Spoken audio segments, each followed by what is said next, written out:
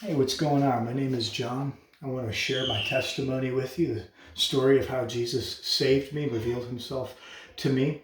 I was saved at a fairly young age. I was 6 years old. I remember distinctly the moment that I believe God saved me.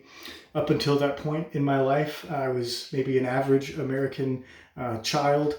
I did grow up in a Christian household, so I was exposed to God. I was exposed to Christ through the example of my parents. I was exposed to the Bible on a regular basis. And I can remember when I was 6, I was laying awake, I was in bed, I was looking at the fire alarm on the wall, and I was thinking about fire, and I was thinking about hell. And that concept had weighed on me a little bit in a way that it hadn't before, and I was bothered by it. And so I woke up and went out to see what my dad was doing, and he was awake early praying, and told him what I was worried about. And he took the time to lay out the gospel for me again and talk to me about who Jesus was and how Jesus's perfection covers our sin, and through his work on the cross we are able to be saved from the penalty for our sins. And so that moment when I was 6, my dad prayed with me. I believe that was the first time I had ever believed in Jesus for the forgiveness of my sins. And I'm really grateful. It's not as exciting a story as some, but I am so grateful that God saved me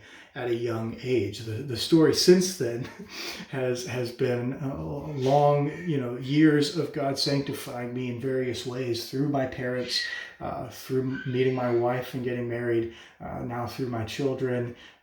So many ways that God has shaped my life as a Christian, and I'm so grateful to him for doing that. It has not always been a road that's leading straight up. God has used lots of things, and my own failures have brought about my sanctification in God's good plan and in his good timing.